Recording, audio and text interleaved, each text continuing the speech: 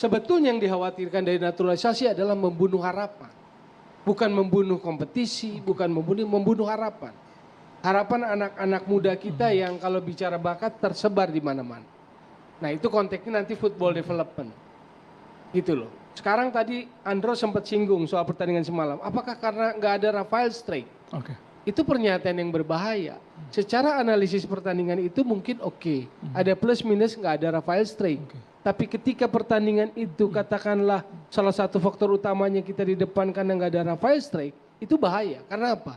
Artinya ada ketergantungan pada satu pemain.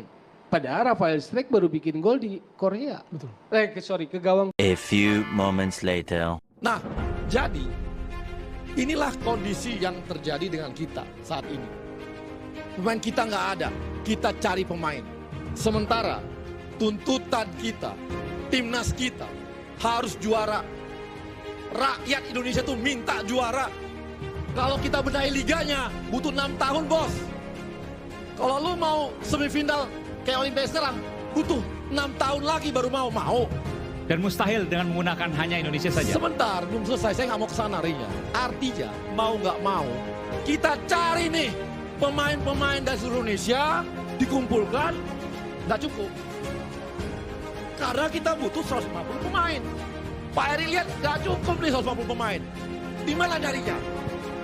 FIFA memberikan ruang bagi kita. Bahwa kalau dia berdarah Indonesia, boleh Anda jadikan pemain timnas Anda. Ya kita carilah para yang dulu pernah menjajah kita kan. Kembali kita balik. Dulu kita dijajah, kita balik jajah mereka. Kalau dulu dia cari rempah-rempah ke kita, sekarang kita cari manusia-manusianya. Kita ambilin tuh darah-darah Indonesia. Naturalisasi adalah cara bagi orang asing untuk memperoleh kewarganegaraan Republik Indonesia melalui permohonan. Di Indonesia sendiri, ada beberapa cara yang bisa dilakukan oleh warga negara asing untuk mendapatkan kewarganegaraan Indonesia. Seperti jika warga negara asing tersebut memiliki garis keturunan Indonesia dari ayah, ibu, kakek, atau bahkan neneknya. Lalu bagaimana yang tidak memiliki garis keturunan? Mereka juga bisa menjadi warga negara Indonesia dengan memenuhi syarat tinggal di Indonesia secara 5 tahun berturut-turut tanpa pernah meninggalkan Indonesia. Bicara tentang naturalisasi, di sepak bola sendiri, program naturalisasi timnas Indonesia itu menjadi topik yang cukup kontroversial dan memicu berbagai polemik di kalangan masyarakat, pengamat sepak bola, atau bahkan legenda sepak bola Indonesia dan mantan pelatih timnas Indonesia. Naturalisasi dalam konteks sepak bola adalah proses di mana para pemain asing diambil menjadi warga negara agar dapat memperkuat timnas negara tersebut, baik di level internasional maupun level uji coba. Nah, program naturalisasi ini telah digunakan oleh banyak negara yang memiliki liga sepak bola domestiknya kurang kompetitif dan sumber daya pemain lokalnya yang terbatas. Di Indonesia sendiri, melihat naturalisasi sebagai salah satu solusi untuk meningkatkan kualitas dan performa timnas Indonesia agar bisa berkembang lebih banyak lagi. Seperti yang bisa kita lihat, bahkan di pertandingan saat melawan Irak, Indonesia menurunkan 8 pemain naturalisasi, yaitu ada Nathan Chuaon, Ragnar Oratmangun, Tom Haye, Justin Hapner, Jordi Amat, Rafael Strijk, Shane Patinama, dan yang terakhir ada Sandy Walsh. Di pertandingan tersebut, Indonesia banyak menurunkan 8 pemain naturalisasi dan hanya 3 pemain lokal Indonesia. Adapun tujuan dari program naturalisasi tersebut adalah untuk meningkatkan kualitas timnas Indonesia, terutama di era kepelatihan Sintayong ini. Alasan utama di balik strategi ini adalah untuk memperkuat skuad dengan pemain-pemain yang memiliki keterampilan dan pengalaman tinggi yang dapat membantu Indonesia tampil lebih kompetitif di kancah internasional.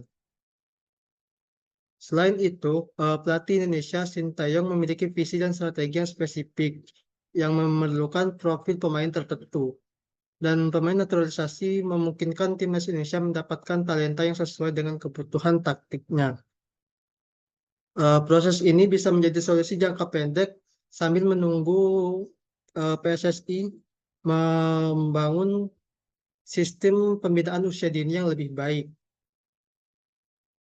Nah, ketika program naturalisasi tersebut saat ini sering dicanangkan, sering dilakukan, bahkan saat ini timnas Indonesia sedang menaturalisasi Calvin Verdong dan Martin Paes yang saat ini masih diproses di FIFA. Hal tersebut memicu beberapa pro dan kontra. Dari sisi yang pro tersebut, mengatakan bahwa langkah naturalisasi ini dapat meningkatkan kualitas timnas Indonesia secara signifikan. Pemain yang dinaturalisasi biasanya memiliki pengalaman dan keterampilan yang baik dibandingkan pemain lokal. Dan itu sudah dijelaskan oleh Coach Sintayong bahwa dia tidak sembarangan dalam menaturalisasi pemain, karena ia hanya ingin menaturalisasi pemain yang memiliki darah Indonesia dan memiliki kualitas di atas rata-rata pemain lokal. Selain itu, kehadiran pemain asing itu yang berpengalaman di Eropa, memiliki teknik dasar sepak bola yang baik, mereka bisa mentransfer pengetahuannya itu ke pemain lokal Indonesia. Tentu hal itu dapat membantu meningkatkan kualitas sepak bola Indonesia. Dengan adanya pemain yang berkualitas, maka Indonesia diharapkan dapat lebih kompetitif di kancah internasional. Namun, tidak semua program naturalisasi tersebut disetujui di kalangan pecinta sepak bola Indonesia. Ada juga pengamat sepak bola Indonesia, mantan pelatih timnas Indonesia yang tidak setuju. Nah, dari pihak kontra sendiri mengkritik bahwa jika kita mengandalkan pemain asing, itu dapat menghambat perkembangan pemain lokal. Kesempatan bermain bagi pemain muda Indonesia di tim nasional bisa berkurang, yang berpotensi memperlambat pembinaan talenta lokal. Mereka memiliki kekhawatiran memperlambat pembinaan talenta lokal itu karena hanya menjadi solusi jangka pendek yang tidak menguntungkan untuk pembangunan jangka panjang sepak bola Indonesia. Pembinaan dan pengembangan talenta itu seharusnya menjadi prioritas utama PSSI agar Indonesia bisa memiliki tim yang kompetitif tanpa perlu bergantung pada pemain naturalisasi. Saya sendiri setuju dengan program naturalisasi tersebut jika perlu full timnas Indonesia itu dipenuhi oleh pemain naturalisasi, karena sudah terlihat efek luar biasanya. Indonesia bisa lolos Piala Asia U20, Indonesia bisa lolos Piala Usia U23, lolos Piala Asia, bahkan di Piala Asia U23 Indonesia sampai ke semifinal. Itu tidak terlepas dari peran yang diberikan oleh pemain naturalisasi.